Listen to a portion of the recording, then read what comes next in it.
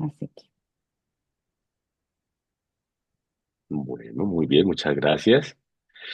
Entonces voy a permitirme compartir pantalla. Muy bien. Y por favor, me indican si estamos viendo todos eh, mi pantalla. Eh, no. sí, perfecto. Gracias. La propuesta para el día de hoy es que platiquemos un poco a propósito del año jubilar en el cual nos encontramos, el cual se abrió a partir del 24 de diciembre del 2024. Eh, la propuesta será que tratemos de entender, o más bien más que entender, de dialogar un poco sobre algunos significados que pueden girar en torno a esta fecha y que me parece a mí muy sugerente para abordar un tema que el Papa Francisco ha planteado y es precisamente el tema de la esperanza. A mí me parece muy relevante el tema de la esperanza hoy en día, y no solo a mí, sino a muchos de los escritos del Papa Francisco, porque definitivamente vivimos en un mundo que para creyentes y no creyentes, afrontar la vida y el sentido de la vida humana no es fácil. Estamos ante una realidad humana que resulta muy compleja por las dificultades que experimentamos. Una sociedad que abre el siglo XXI con una pandemia, que ahora todos estos gérmenes de violencia, de guerras, que pareciera que no terminan, ¿no? Entonces, ¿cómo pensar la esperanza en medio de esas dificultades? Y en la vida ordinaria la experimentamos del mismo modo. Experimentamos dificultades laborales, crisis económicas, crisis existenciales, cada vez más agudas y recurrentes. ¿Cómo pensar allí la esperanza en medio de esta realidad que nos corresponde a todas y a todos vivir? Creo yo que allí se hace significativo plantear el tema de la esperanza. ¿Cómo hablar de esperanza en medio de una realidad compleja? Y también cuando el mundo, la sociedad, podríamos decir, ciertas culturas que se mueven en la sociedad muy enfocadas desde el consumismo, muy enfocadas desde las redes, nos proponen otras soluciones ante estas preguntas profundas del ser humano. Entonces nos ofrecen vías, rutas para afrontar las dificultades de la vida, nos ofrecen vías y rutas para afrontar el sinsentido de la vida. Y yo creo que allí muchas de las veces vemos defraudada la esperanza. La pregunta que yo quisiera abrir en este momento es, o plantearles para abrir este espacio, es precisamente, ¿ustedes dónde creen que está puesta su esperanza? Y ojo que uno podría entrar a decir, no, pues en Dios, pero no, en lo concreto.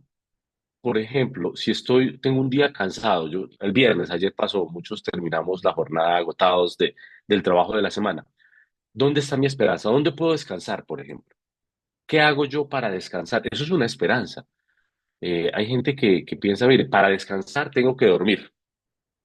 Para descansar tengo que ver fútbol, para descansar veo series, para descansar tengo que salir a comer con los amigos, para descansar, ¿qué hago yo para descansar? Porque eso es una esperanza, ¿no? O sea, tengo la esperanza de que si veo series, si salgo a cenar, si me encuentro con los amigos, si me tomo una cerveza, si veo fútbol, la esperanza es que con eso descanse. Ahí hay una esperanza, un ejercicio de esperanza. Yo creo que un elemento fundamental para hablar de esperanza dentro de la fe cristiana es preguntarnos en primer lugar qué elementos de esperanza tengo yo en mi vida ordinaria. ¿Qué me hace feliz? ¿Dónde está puesta mi esperanza para ser feliz? Acabamos de pasar Navidad, Año Nuevo. Para muchos, el momento más alegre del año es las vacaciones. Ahí está puesta mi esperanza, que si voy a vacaciones soy feliz, porque yo creo que ahí es donde se pone en juego la vida ordinaria, lo concreto de la existencia humana. La fe llega a iluminar la existencia humana, pero tenemos que ser conscientes de qué es lo que tenemos en la existencia humana. Yo creo que ese será, por eso les planteo esta pregunta de qué elementos hay de esperanza en mi vida, dónde están mis esperanzas puestas. Y a la luz de eso veamos lo que nos plantea el Papa Francisco, retomando la figura del año jubilar y cómo los podemos ver iluminados. Para desarrollar esta propuesta, les planteo una agenda muy sencilla, cuatro grandes momentos, un poco el contexto de qué se entiende por año jubilar, que creo que nos ayuda a todos a entender por qué los católicos celebramos el año jubilar, algunos elementos fundamentales de donde se afinca dentro de nuestra fe cristiana católica el tema de la esperanza, signos de esperanza que nos plantea y nos propone el Papa Francisco y llamamientos a la esperanza. ¿Qué son esos llamamientos? ¿Cómo poderlos llevar a la praxis?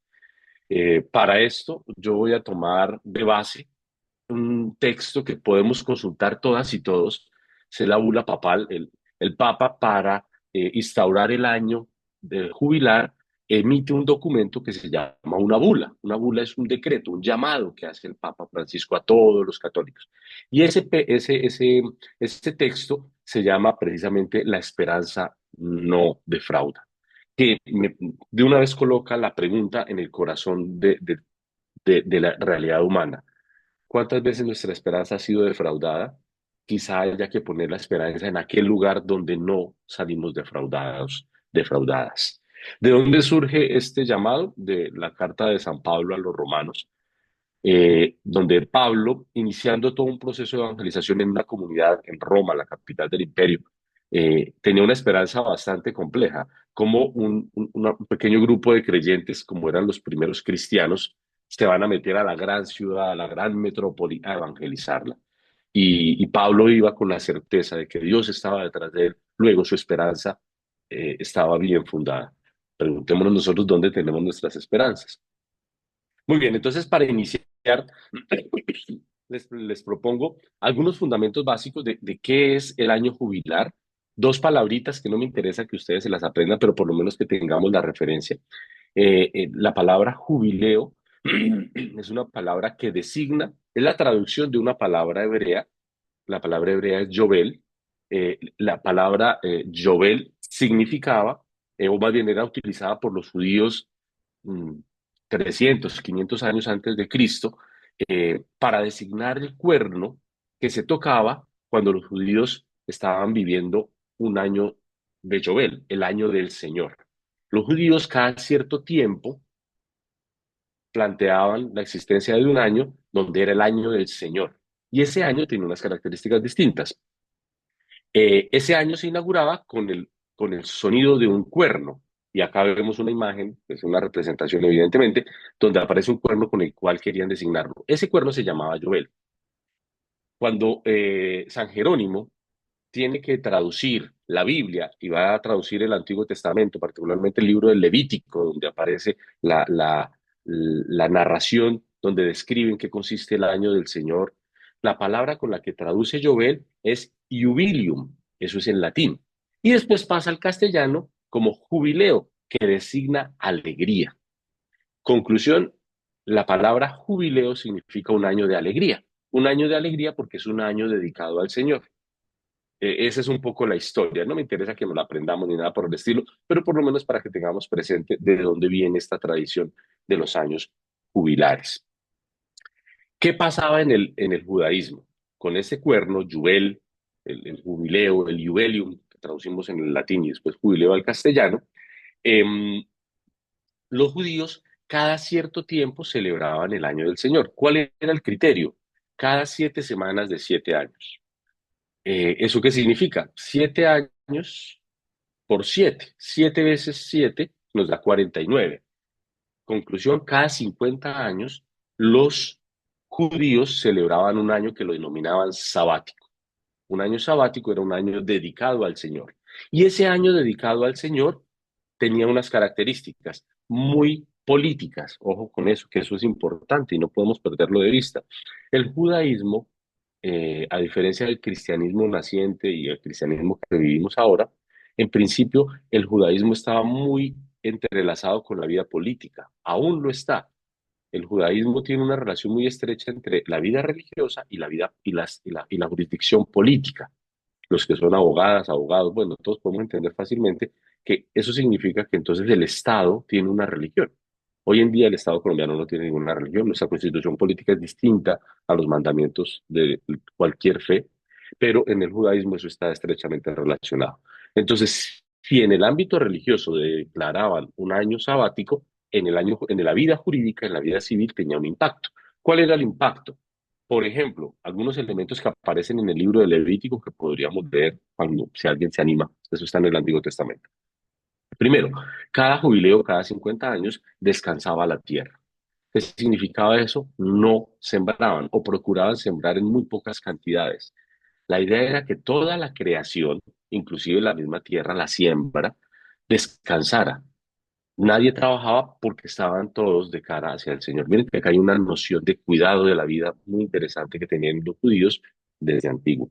Segundo, liberación de los esclavos. Recordemos que estamos hablando del 500 años antes de Jesucristo, 600 años antes de Cristo.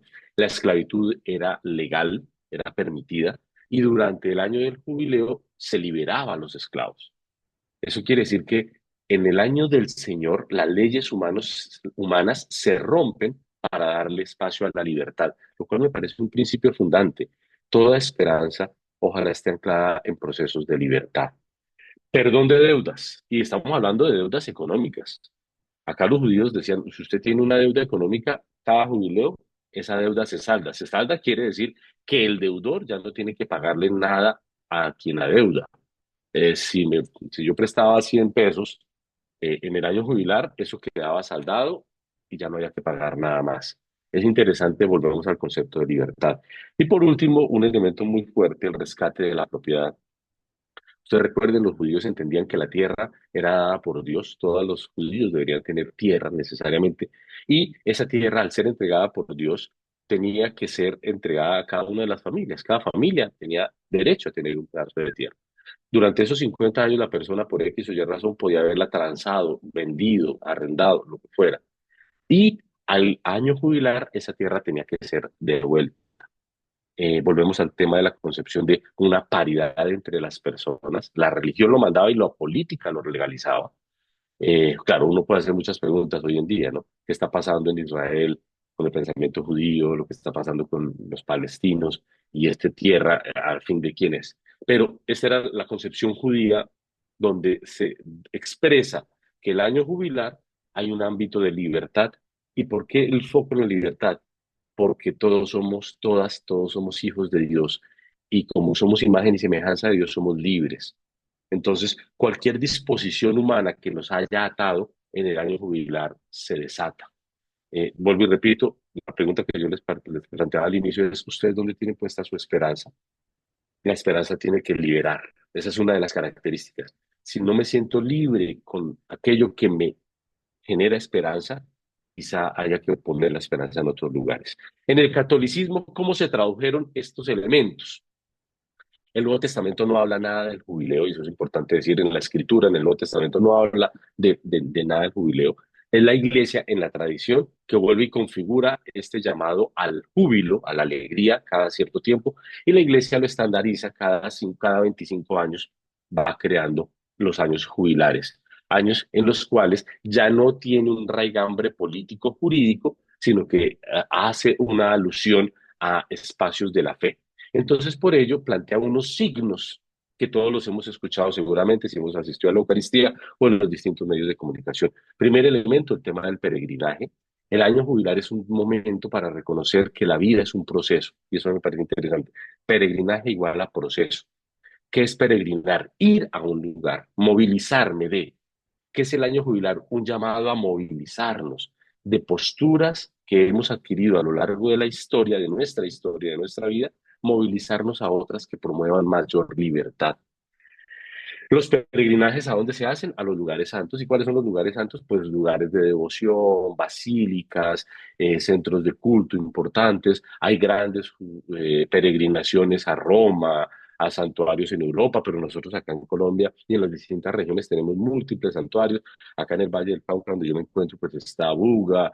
Bueno, en Santander tienen allá al Cristo, en Bogotá pues está Monserrate, hay peregrinaciones locales, hay otras un poco más amplias, ¿no? Entonces podemos peregrinar a conocer la Santa Colombiana, Santa Laura Montoya, el lugar donde ella nació, un santo muy querido para aquellos que tenemos relación con la espiritualidad ignaciana, pues San Pedro Claver en Cartagena, el santuario de San Pedro Claver, en fin, ¿qué es la peregrinación? Movilizarnos, pero más allá del viaje, que hoy en día los viajes son muy tenidos en cuenta, acá el tema es el peregrinaje interno, el vivir el desplazamiento interno.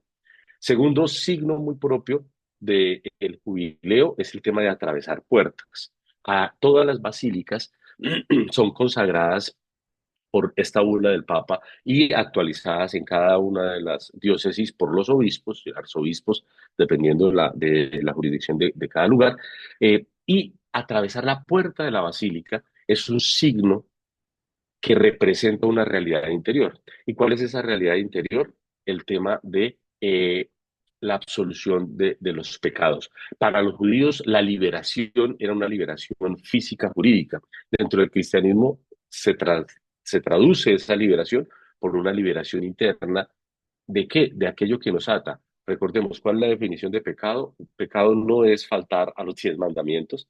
El pecado es aquello que nos distancia de la experiencia de Dios. Entonces, ¿qué es atravesar la puerta de estos lugares santos que me permiten el perdón de las culpas? Es poder liberarme de aquello que me separa de Dios. Y muchas de las veces, las cosas que nos separan de Dios pueden ser buenas. Tengo una relación, pero es que me encanta una forma de relacionarme con X y persona, pero si eso te está esclavizando de alguna manera, suéltalo. Es que la relación que tengo es con mi papá, con mi mamá, con mis hijos. Y es la manera que yo, no, y eso es muy complicado. Soltemos eso. Por más bueno que parezca, si eso nos aleja de la experiencia de Dios, es importante soltarlo, porque ese es el año jubilar, es para eso. La esperanza está muy ligada a la libertad y la libertad es soltar, es no aferrarme a. Por allí dice un cantante de música 60 de los 70, Facundo Cabral, recordando poemas de la tradición popular latinoamericana.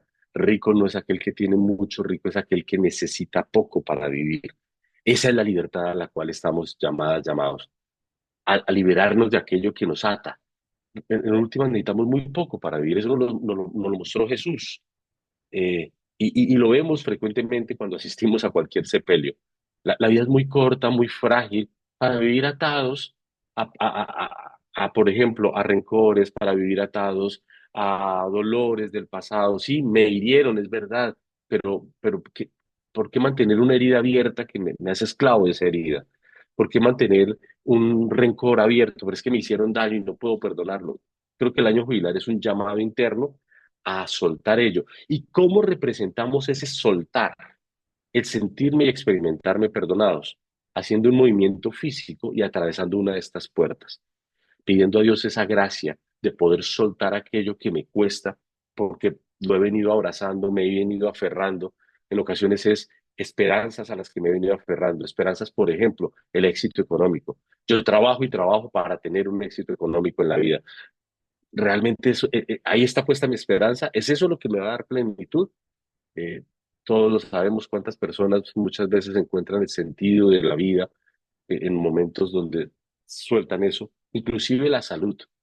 Yo tuve la esperanza, la experiencia de poder acompañar personas que en medio de una enfermedad terminal encontraron el sentido de la vida, de la esperanza. Yo dije, qué curioso, ¿no? La salud no siempre provee el sentido de la esperanza. Hay gente que en medio de la enfermedad es donde lo descubre. Que todos tengamos que estar enfermos, no. No, yo no voy a hacer una apología, una defensa de la enfermedad, pero lo que sí pongo en cuestión es, ¿será que tengo que estar sano para encontrar sentido? O quizá en medio de mis dificultades, ¿no? Yo vivo unos procesos de depresión, cada vez lo hemos reconocido más como una enfermedad. ¿Y por qué? En medio de esos procesos puedo tener esperanza. No tengo que estar sano para abrirme a esa esperanza. ¿De quién depende entonces? Ya veremos cuál es la propuesta de Francisco, y que no es del Papa Francisco, es de la Iglesia y de la tradición católica. Por, por último, fundamentos del jubileo en el cristianismo son este tema de las acciones concretas. Eh, si bien en el cristianismo la fe no está enraizada con el tema jurídico, el Papa Francisco y nuestra experiencia de fe propuesta por Jesucristo es que sí tienen que haber experiencias, acciones concretas de jubileo. Y ya veremos qué tipo de acciones. Creo que ustedes me lo han escuchado repetir mucho, y no solo a mí, seguramente también a muchas otras personas. ¿Dónde está puesta nuestra esperanza? Y va a haber esa escena hermosa de Jesús diciendo, separando las ovejas de las cabritos, ¿no? Unos a mi derecha y otros a mi izquierda. ¿Y cuál es el criterio? ¿Porque cumpliste los mandamientos? ¿Porque fuiste a misa todos los domingos? No es que cumplir los mandamientos esté mal, no, no es que ir a la Eucaristía los domingos esté mal, no, eso hay que hacerlo. Pero no seremos juzgados por eso. O sea, en el final de nuestros días no seremos juzgados por cuántas veces defendiste X o Y cosa. ¿En qué seremos juzgados? Porque tuve hambre y me diste de comer, porque estuve preso y me visitaste, porque estuve desnudo y me vestiste. Y eso es muy difícil, porque visitar un preso que es culpable es muy duro. ¿Quiénes de nosotros? Nada más el examen puesto simple. ¿Hace cuánto no voy a una cárcel? No, pues que yo no tengo a nadie a quien ir a visitar. Pues el llamado es concreto, acciones concretas.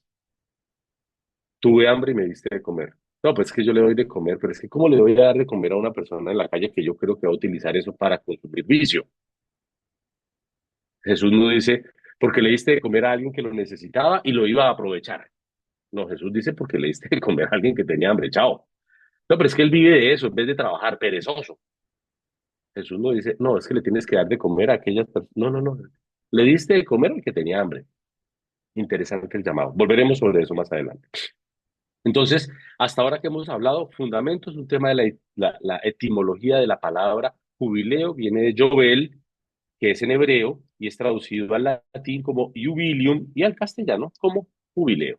Segundo, la tradición judía, que está presente en el libro de Levítico de nuestro Antiguo Testamento de la Biblia, habla de una relación allí de acciones concretas jurídicas. En el cristianismo se convierte en una experiencia de vida que implica peregrinajes, que implica atravesar ciertas puertas y que implica acciones concretas para poder vivir ese peregrinaje que me permita atravesar esas puertas. Fundamentos. Ahora ya no fundamentos del concepto de jubileo, sino del tema particular de la esperanza. Eh, el texto se llama La esperanza no defrauda. Invitadísimos, invitadísimas todas a leer esa bula. Se consigue fácil en la internet. Usted coloca allí La esperanza no defrauda, jubileo, La esperanza no defrauda, y te aparece un texto de unas 15 páginas. De ahí es donde voy a hablar esto. Eso es lo que plantea el Papa Francisco y es la invitación que nos hace a todos y ojalá que lo podamos leer en algún momento libre que tengamos. ¿De dónde viene un poco el tema de la esperanza? ¿No? ¿Por qué hablar de la esperanza? Y está en comillas porque es lo que plantea el Papa Francisco. Invito a alguien de los que está acá conectados a que pueda abrir el micrófono y por favor lea lo que está entre comillas, es decir, esta primera parte. La ¿Quién puede, esperanza, por favor? perdón, la esperanza efectivamente nace del amor y se funda en el amor que brota del corazón de Jesús traspasado en la cruz. Muchas gracias, Yolanda. ¿En dónde está puesta nuestra esperanza? Nuestra esperanza no es una promesa que alguien hace. Nuestra esperanza no está puesta en un contrato. Hoy en día muchas de las esperanzas están puestas en contratos, ¿no? O sea, respeto mucho a quienes venden seguros, eso es un trabajo muy importante, pero a veces queremos comprarle seguro para todo y esa es nuestra esperanza. Mi esperanza está en que si me pasa algo, pues va a haber una entidad y eso es importante, no estoy criticando en lo absoluto estas funciones, pero mi tema es dónde está realmente puesta mi esperanza. Y el Papa Francisco nos dice, ojo, la esperanza cristiana está puesta en el amor y aquí nos ponen un reto gigante. eh, Usted se siente amada, amado por Dios, pero eso no es una frase que se repita, eso es una experiencia. Sentirse amado es realmente sentir que lo que te pasa ocurre porque Dios te lo está regalando. Y es creerlo, pero no creerlo con la cabeza, sino creerlo como con el hígado, con las entrañas. Es realmente decir, sí, yo sé que todo esto está pasando por algo, y es porque Dios me lo está dando. Claro que yo he trabajado y hay cosas que uno se gana y hay que esforzarse en la vida, es cierto, pero el amor tiene mucho de gratuidad. La esperanza surge de ese amor, que me siento amada, amado por Dios. ¿Y dónde me experimento ese amor? En el amor de las personas. Y evidentemente, si yo he tenido una infancia, una vida adulta donde no he podido experimentar transparentemente el amor, va a ser complejo sentir el amor de Dios. Pero ese es el llamado. Para tener esperanza surge del amor. Nuestra esperanza nace del amor y se funda en el amor que brota del corazón de Jesús traspasado. ¿Qué significa esta segunda frase de se funda en el amor que brota del corazón de Jesús traspasado?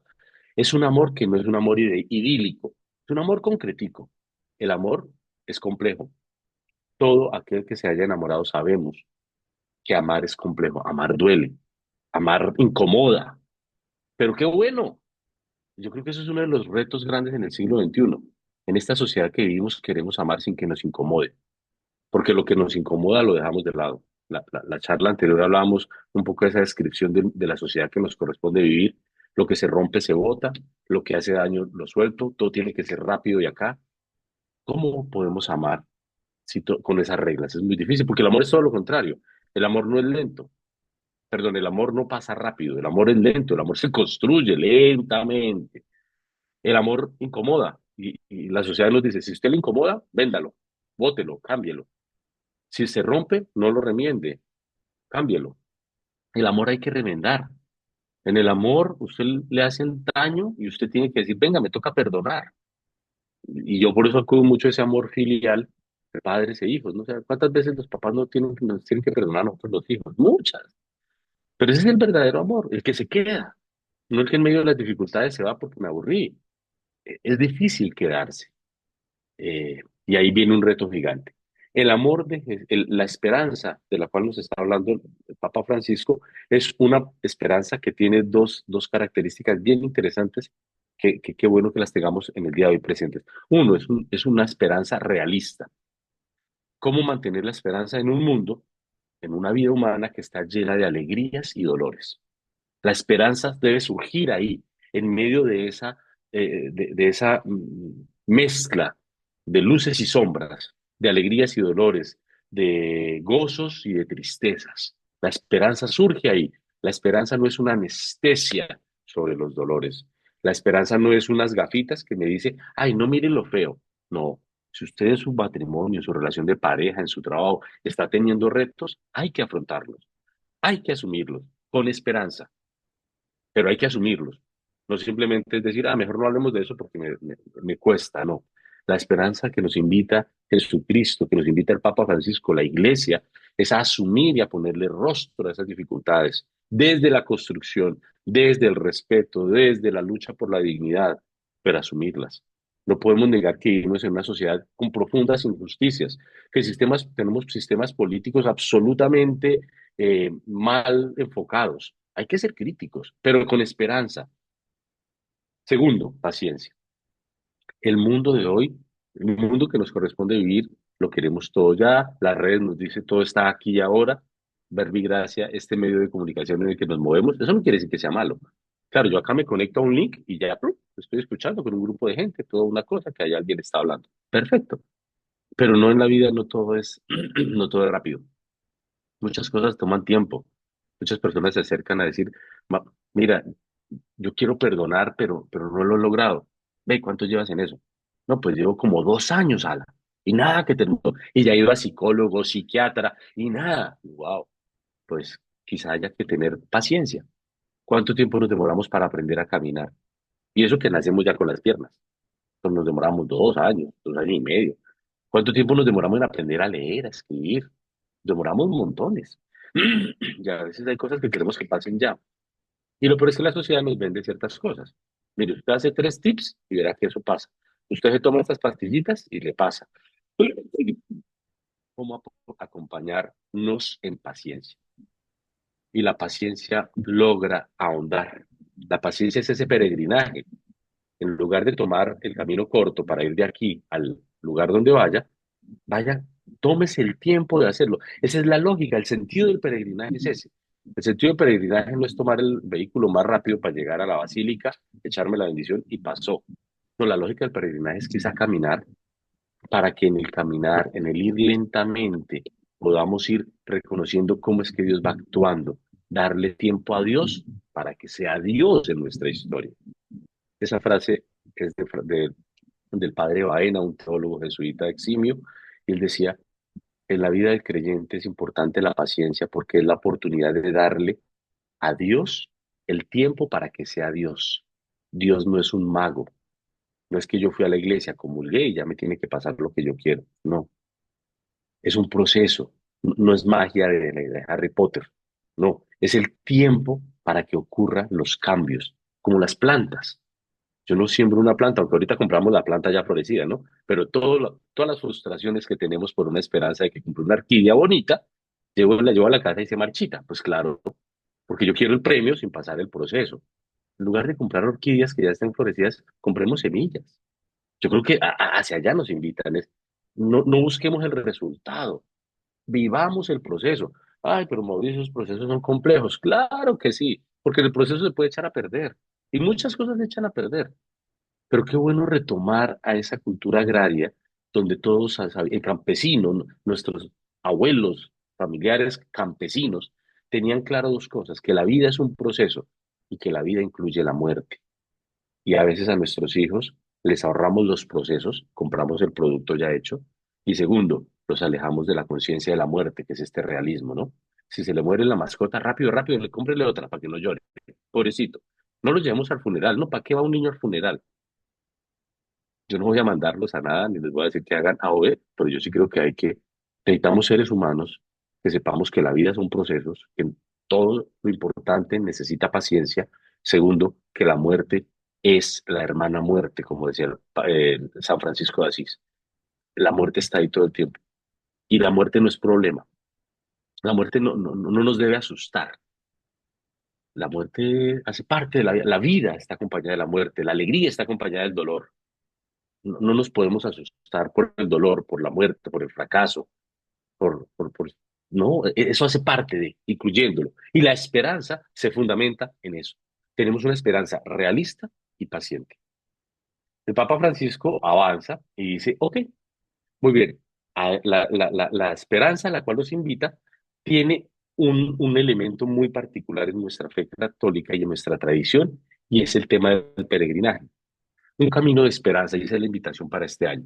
¿Cómo podemos vivir este año mm, jubilar desde la esperanza? Asumiendo peregrinajes, peregrinajes físicos, como ir a algún santuario, animadísimas y animadísimos todos a que hagamos algo por el estilo, pero teniendo el peregrinaje más importante, que es el peregrinaje interior. La existencia entendida como un camino, un peregrinaje, lo cual añade perspectiva a todo lo que se vive. ¿Qué significa eso? Yo creo que todos los que estamos acá no nacimos hace 15 años. Acá todos mínimo tenemos 30, bueno, porque haya gente de 20. Pero el grueso tenemos 30, 40, 50. Ya tenemos perspectiva en la vida. A esa perspectiva que hemos venido adquiriendo, cómo podemos percibir la presencia de Dios en esa perspectiva. ¿A qué estoy haciendo referencia? Vivir la fe católica con esperanza significa ser optimista. No significa desconocer las dificultades. Claro que sí. Hay dificultades, hay realidades que hay que transformar y ante ellas tenemos que ser críticos, eso es ser profetas. Pero también la profecía implica tener una expectativa positiva de las cosas. Y ese es el peregrinaje de la esperanza. ¿Cuántas de las veces nosotros nos volvemos hipercríticos, pero más que críticos como criticones, criticonas? Nada nos gusta, todo está mal. Ve uno noticias y esto está terrible, los políticos, es que este, es que el otro, es que.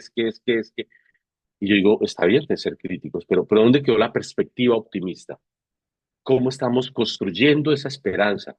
Porque la esperanza no solamente es decir, sí, cuando nos muramos, en el reino de Dios nos va a ir bien. Esa no es la esperanza cristiana. Jesús dijo, el reino ya está aquí. Yo preguntaría, si ustedes hacen una encuesta, todas las que están acá, todos los que estamos, y le preguntan a sus hijos, a sus nietos, y la pregunta es simple, ¿ustedes creen que su mamá, su abuela, su tía es positiva, es esperanzadora o es negativa, todo lo demás? ¿Qué dirían ellos? Esa es la respuesta, es la pregunta de Jesús, ¿no? ¿Qué dice la gente de mí? ¿Qué dirá la gente de nosotros?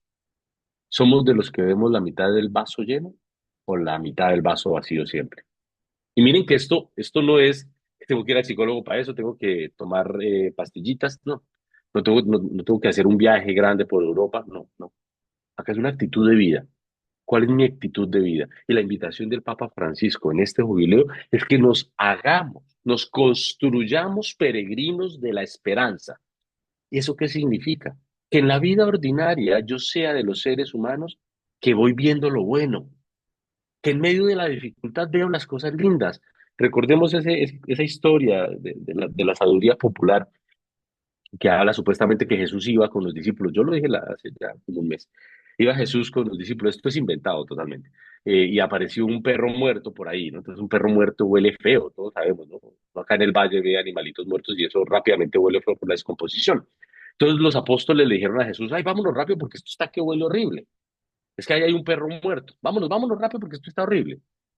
Y Jesús pasa con ellos y cuando pasa, les dice, oiga, ese perro estaba en descomposición, sí, o sea, huele horrible.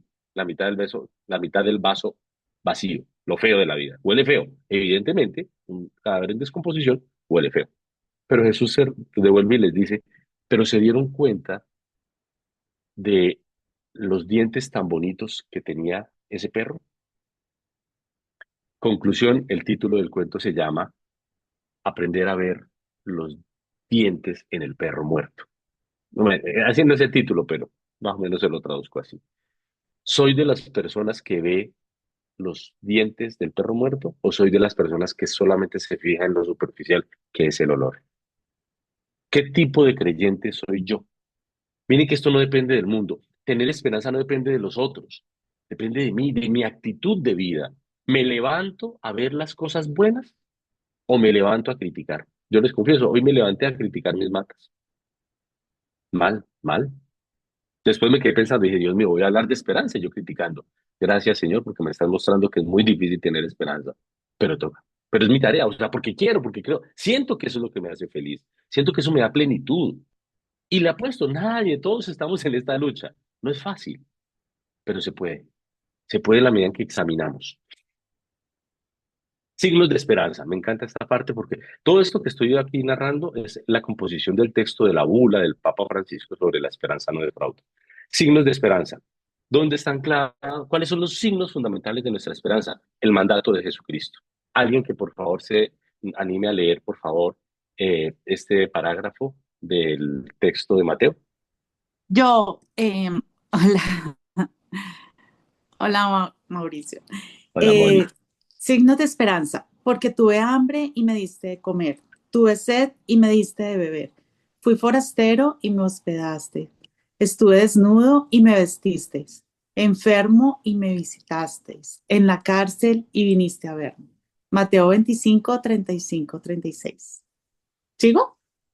No, ahí está muy bien. Muchas gracias, Moni. Creo que es clarísimo. ¿Cuáles son los signos de la esperanza? Los signos de la esperanza, claro, Jesús dice, hacerle el bien al que nos hace bien, eso lo hace cualquiera. Es fácil. Incluso la gente mala lo hace, porque se llama retribución. Usted se porta bien conmigo, yo me porto bien con usted. Usted me invita a almorzar, yo lo invito, le devuelvo la invitación.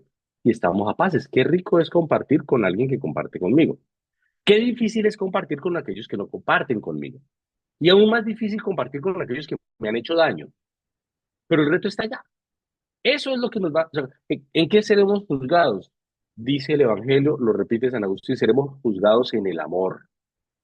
Un obispo brasilero, Pedro Casaldáliga, decía, y en el momento de nuestra muerte llegaremos al juicio final, abriremos nuestro corazón y Dios verá los rostros de quienes amamos. La pregunta es a quiénes amaste.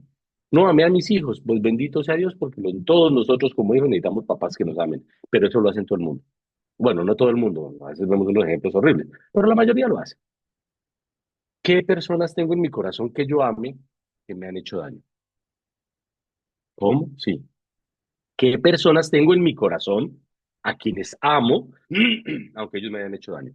Amar no significa que me aguanto el dolor, que permito que me siga haciendo daño. No, no, no, no. El amor de Jesús es el amor que construye, no es el amor que soporta cosas por soportar. Pero tengo que amar. Y acá nos plantea Jesús, y lo recoge el Papa Francisco, lugares específicos. Me parece que la esperanza se vive en la cárcel, se vive en un hospital, se vive en un lugar de paso, se vive en la calle. Repito, ¿dónde se vive la esperanza en lo concreto? Saliendo de mi apartamento, de mi casa, de mi lugar de confort, al encuentro del que está fregadísimo, fregadísima, sin esperar nada a cambio.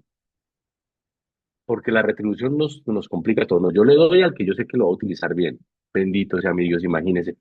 Si eso fuera así, ni siquiera nosotros podríamos recibir nada, porque pues, uno también se equivoca y también utiliza mal las cosas que Dios le dio.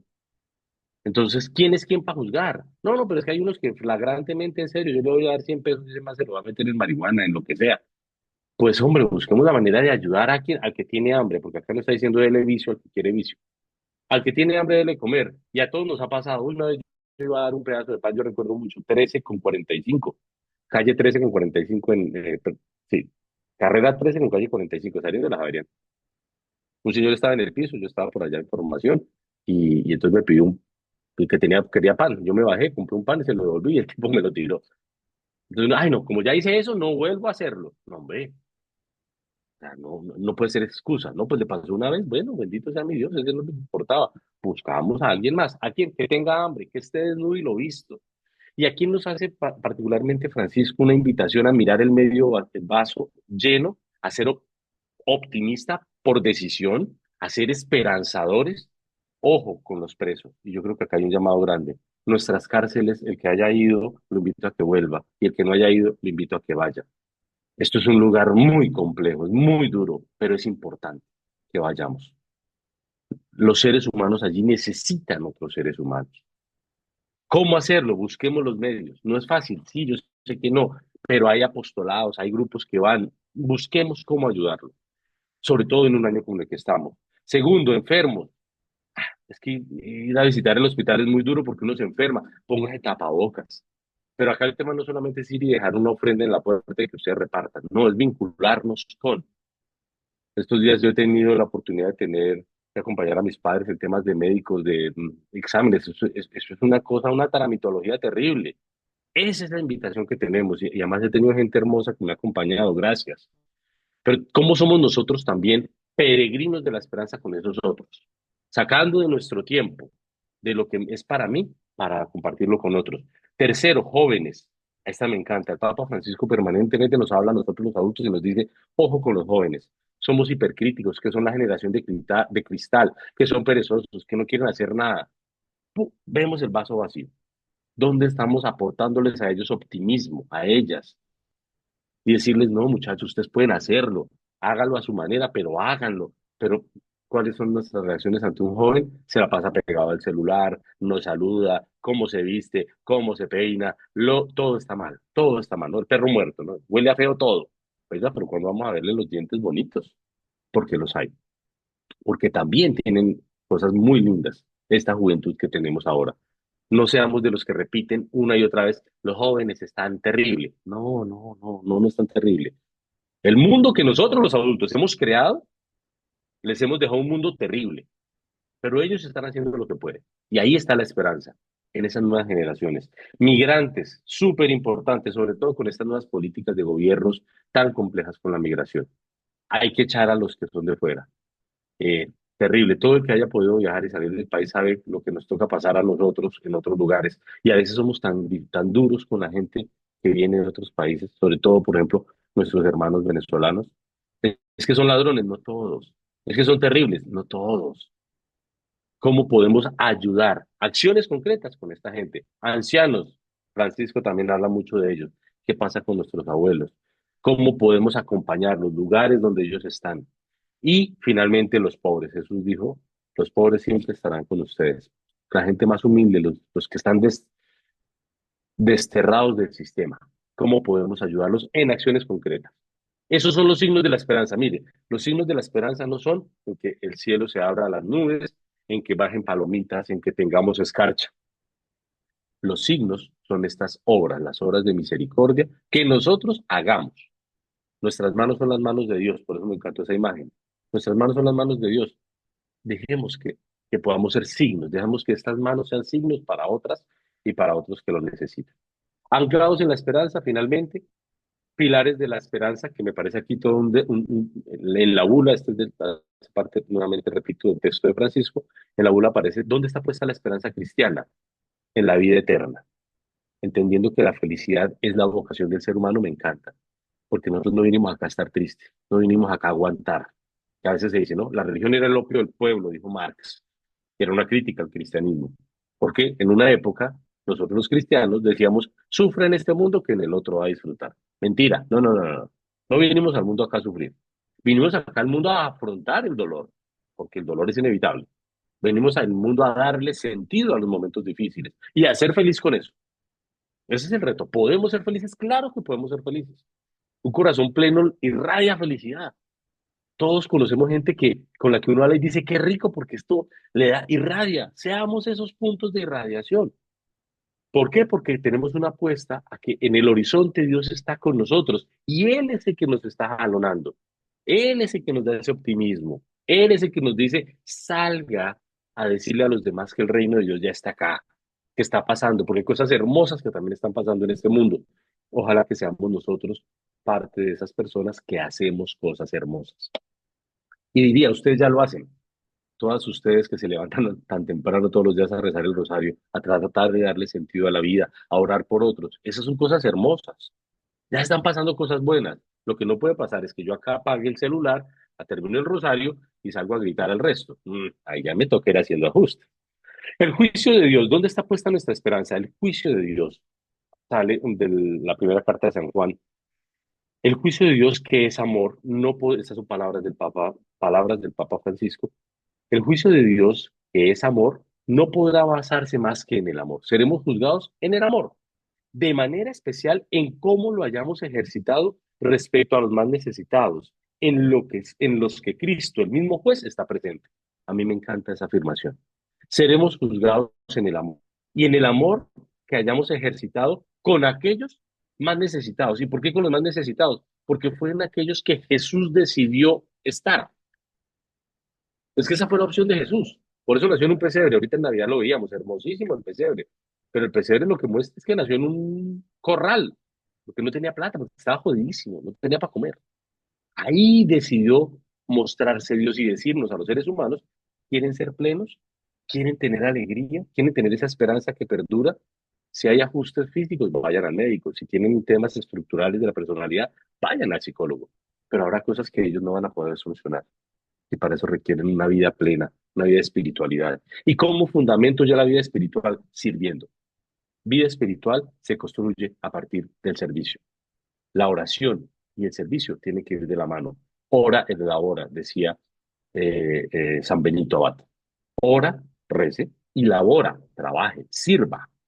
Esas dos cosas tienen que ir de la mano. De nada me sirve ser contemplativo si no tengo actos. De nada me sirve tener actos si no soy contemplativo. Una frase que acuñaron en la historia de la tradición cristiana, ser contemplativos en la acción, oración y servicio. Los invito a que terminemos este espacio porque ya me alargué, discúlpenme, con la oración que el Papa Francisco nos propone para este año jubilar. También la encuentran en las redes. Les invito a que la sigamos todas y todos, pero propongo que sea una mujer la que lea, por favor, abra el micrófono y si puede leer esta oración y todos la hacemos con ella.